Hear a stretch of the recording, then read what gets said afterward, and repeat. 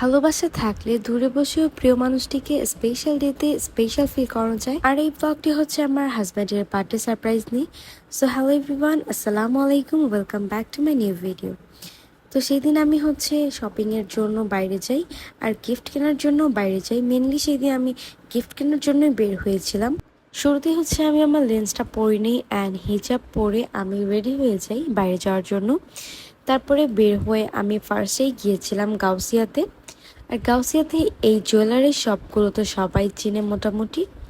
এখানে এত সুন্দর সুন্দর জুয়েলারি, কোনটা রেখে কোনটা নিবো আসলে তখন বুঝতেই পারি না। তো আমি হচ্ছে আমার রেগুলার ইউজের জন্য চুড়ি কিনতে গিয়েছিলাম। দেন চুড়ি কেনা শেষ করে আমি আর টুকটাক কিছু শপিং করে সেখান থেকে বের হয়ে যাই।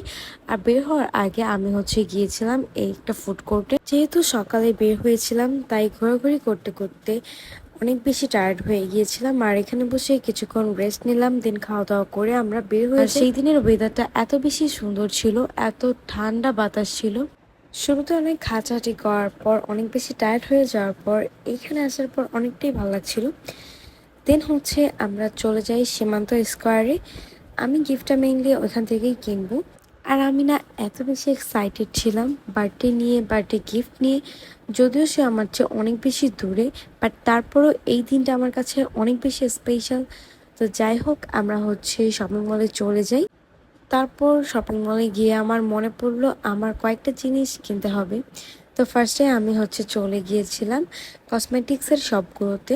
তো সেখান থেকে আমি হচ্ছে বডি ওয়াশ, স্ক্রাব অ্যান্ড কসমেটিকের কিছু আইটেম আমি সেখান থেকে পারচেস করেছিলাম।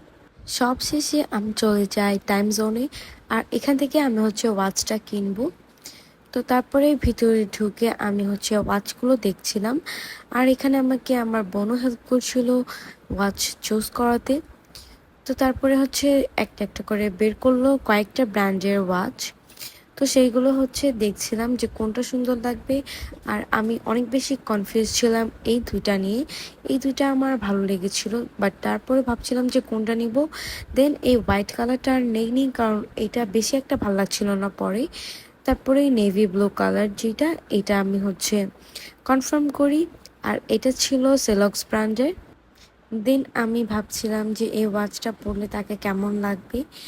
আর যেহেতু সামনে ছিল না, তাই আমি তাকে অনেক বেশি মিস করছিলাম সেই টাইমটায়, যে আমি গিফট তো কিনলাম বাট তখন তো আর পড়তে পারবে না। তো যাই হোক, আমি এটা কিনে বের হয়ে যাই বাড়িতে যাওয়ার উদ্দেশ্যে। দেন আমি হচ্ছে বাসায় চলে যাই। আর এই শপিংয়ের ভ্লগটা ছিল এক সপ্তাহ আগের।